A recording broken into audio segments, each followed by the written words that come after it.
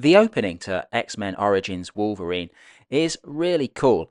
It's 1840s Canada, or at least somewhere that would become Canada. We see a 8 or 9 year old James Logan. He's sick. He's lying in bed talking to his father and his friend Victor. Suddenly, someone breaks in downstairs. It's his friend Victor's dad, who kills James's father. James comes downstairs. He unexpectedly pops out the bone claws, impales Victor's dad, who says he's actually the father of both boys. The two brothers run out of the house into the forest, and then we go through this montage from them as children to them as adults fighting in the American Civil War, then World War One, then World War Two, then Vietnam. It's really gripping and really exciting, I think, and unfortunately it's also the best bit of the movie. X-Men Origins Wolverine is a very confused movie. It's based on at least 3 different comic book series, and it shows. It's tonally all over the place. The narrative, okay, it just about holds together and makes sense, but compared to the later Wolverine movies, it's really quite disappointing. There's lots of cool moments, but it's like no one who was making the movie could actually decide what genre they wanted the movie to be in. It's written, or co-written at least, by David Benioff, Mr. Danny Forgot About the Iron Fleet. So, with the benefit of hindsight, we shouldn't be surprised if there are any failures of logic in his earlier work. By the end of the opening montage, as I say, the brothers are fighting in the Vietnam War. We see Victor, the elder brother, kill a senior officer. James, the future Wolverine, is trying to restrain Victor's desire for, how shall we put it, violation. Liev Schreiber, I enjoy his performance here, but Victor's anger isn't really explained. You would think that if you're a pair of people who are, in functional terms, immortal, probably you'd want to learn to avoid detection in an increasingly tech and bureaucracy-driven world, because the price of the wrong people finding you is going to be pretty high. And the wrong people find James and Victor. The brothers are sentenced to death. The sentence is obviously ineffective, and a few hours later they're sitting in a prison cell where Colonel Stryker turns up and offers them a chance to join a special military team. Basically, it's a team of mutants. There's Bradley, who can manipulate electricity, the Blob, who's just big and strong. There's Zero, who has some power around movement and kinetic energy, so like a quiet version of Deadpool. There's John Wraith, played by will.i.am from the Black Eyed Peas, who can teleport. And then finally,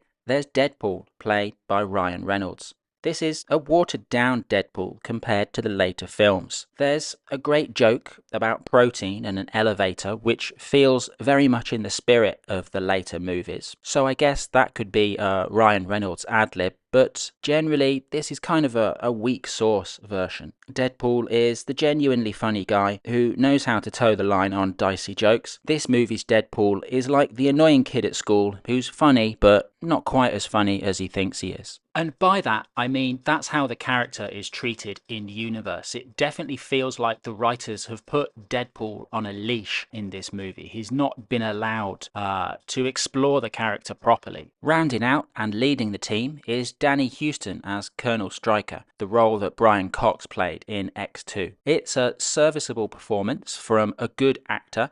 I think Danny Huston is the kind of actor that's his mere presence and his kind of the solid nature of his performance just highlights what a mess the rest of the movie is. So after a couple of missions, Logan decides he's going to leave the team. He's kind of disgusted at the excessive methods that he sees. He moves back to the Canadian Rockies, gets a job as a lumberjack, and moves in with Kayla, played by Lynn Collins. And this is where the film's god-awful, smolchy soundtrack kicks in. It's like something out of a daytime soap opera.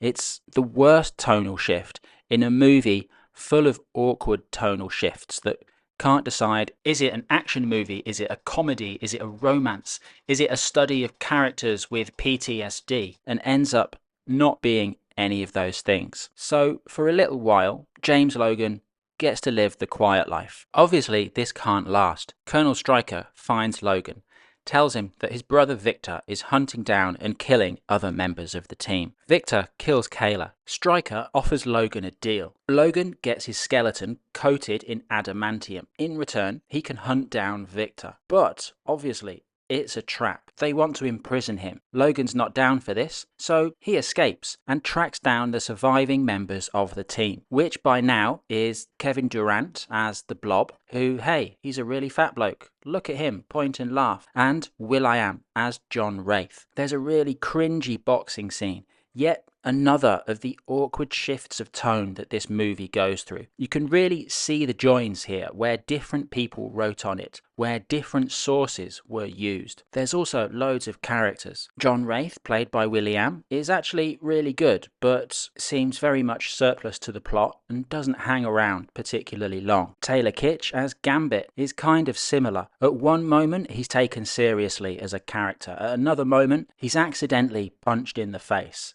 It's just, what are we supposed to think about this thing here? Anyway, it boils down to a confrontation between Stryker and Logan.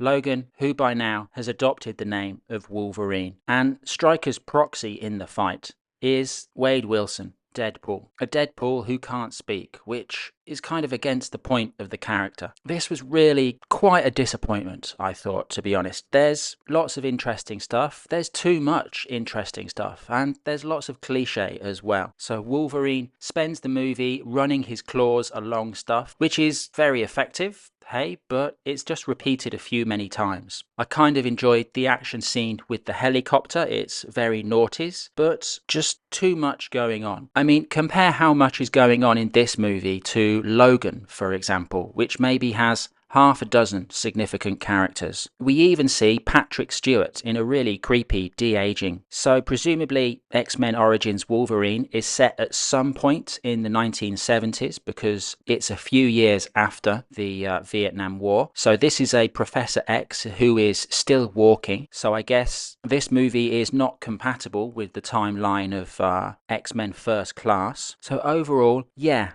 a disappointment. Like I mentioned at the beginning, this was co-written by David Benioff. It's got the same sort of defiance of logic as later seasons of Game of Thrones. It's got the same smell of laziness about the script. For example, the story of the Trickster and the Wolverine and the Moon. I've read through it several times, I've listened to it, but it's obvious who the Wolverine is, but who's the Trickster? Who's the Moon? Is it Colonel Stryker? Is it Kayla? It's cool to know the origin story of the name of the Wolverine, why Logan chose that name, but it's a story that the more you think about it, the less sense it actually makes. It reminds me of Bran the Broken in the last episode of Game of Thrones. Who's got a better story than Bran the Broken? Well, pretty much everyone, to be honest. Is it the worst X-Men movie? Is it worse than The Last Stand? I'm not sure if it's that bad, but it's definitely the worst Wolverine movie.